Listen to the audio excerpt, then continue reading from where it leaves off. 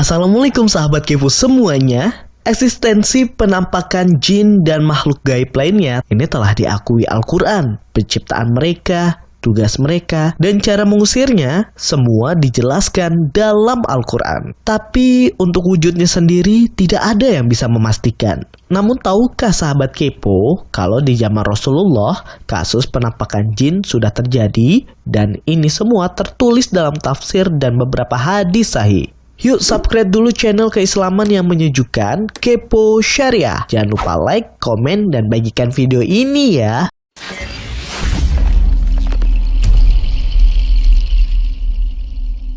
Tujuh kisah penampakan jin yang terjadi di zaman Rasulullah. Pertama, penampakan iblis di Perang Badar. Dalam tafsir Ibnu Katsir, Ibnu Abbas berkata, iblis telah menyerupai manusia sebagai sosok Surakah bin Malik, pemuka Bani Mudlid. Dia datang ke tengah-tengah barisan tentara orang-orang musyrikin lalu berkata, tidak ada seorang pun yang dapat menang terhadap kamu pada hari ini dan sesungguhnya saya adalah pelindungmu. Ketika manusia telah berkumpul, Rasulullah SAW mengambil segenggam debu lalu beliau lemparkan ke arah orang-orang musyrikin. Mereka pun lari tunggang langgang lalu Jibril menemui iblis. Waktu itu iblis sedang memegangi tangan salah seorang musyrikin. Begitu melihat kedatangan Jibril, dia langsung melepaskan tangan orang musyrik tersebut dan kabur mengambil langkah 1000. Orang musyrik itu pun langsung meneriakinya, wahai Surakah, kamu tadi mengklaim diri sebagai pelindung kami. Iblis pun menjawab, sesungguhnya saya dapat melihat apa yang kalian tidak bisa lihat.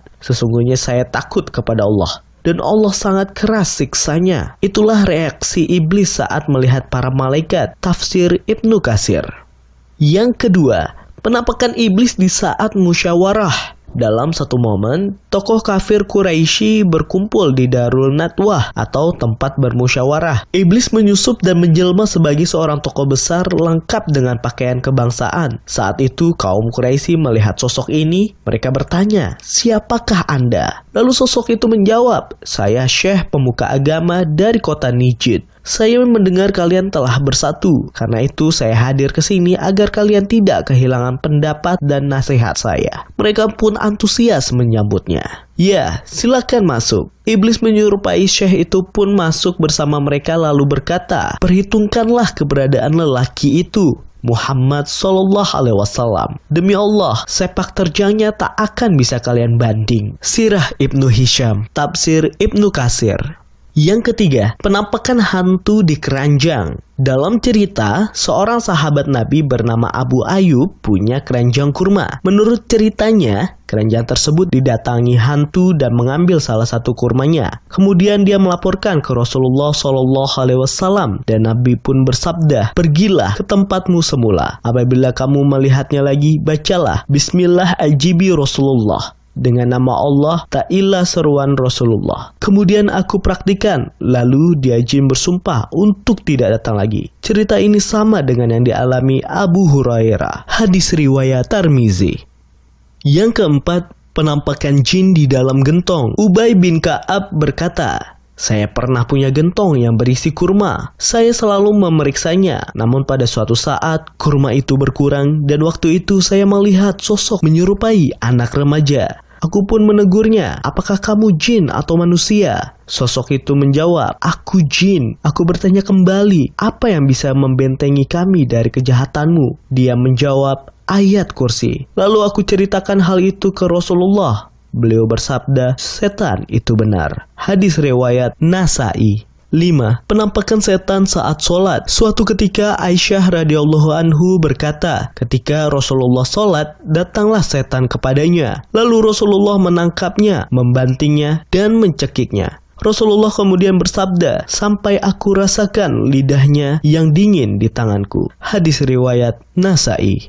Yang keenam, penampakan setan di dalam gudang zakat. Abu Hurairah berkata, Rasulullah mengamanahiku untuk menjaga hasil pengumpulan zakat di bulan Ramadan. Lalu datanglah seseorang, lalu dia menciduk hasil zakat dengan tangannya. Aku menegurnya, demi Allah, kamu akan saya laporkan ke Rasulullah. Kemudian dia berkata, saya sangat membutuhkan sekali, dan saya mempunyai keluarga yang sangat membutuhkan makanan ini. maka aku membiarkannya pergi. Di pagi harinya, Rasulullah bertanya kepadaku, apa yang dilakukan tahananmu semalam? Lalu Abu Hurairah bercerita, dan peristiwa itu berulang 3 kali. Sampai akhirnya jin itu mengajari Abu Hurairah ayat kursi untuk membentengi diri dari gangguan setan. Dan hal itu dibenarkan Rasulullah. Beliau berkata, kali ini dia benar. Padahal dia pembohong, dia adalah setan. Hadis riwayat Bukhari.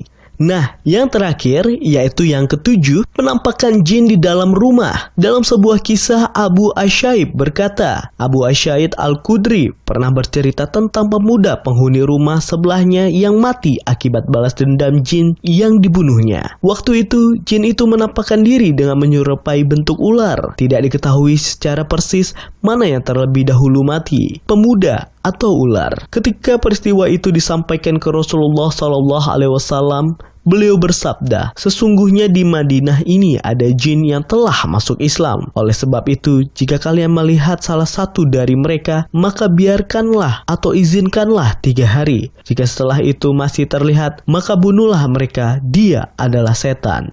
Semoga tercerahkan ya guys dengan video kita kali ini. Yuk teman-teman, subscribe dulu channel ini dan aktifkan lonceng notifikasi sebagai bentuk dukungan untuk channel ini dan terus membantu anak-anak muda curhat dan belajar bersama tentang keislaman. Sampai jumpa di video berikutnya ya. Assalamualaikum warahmatullahi wabarakatuh.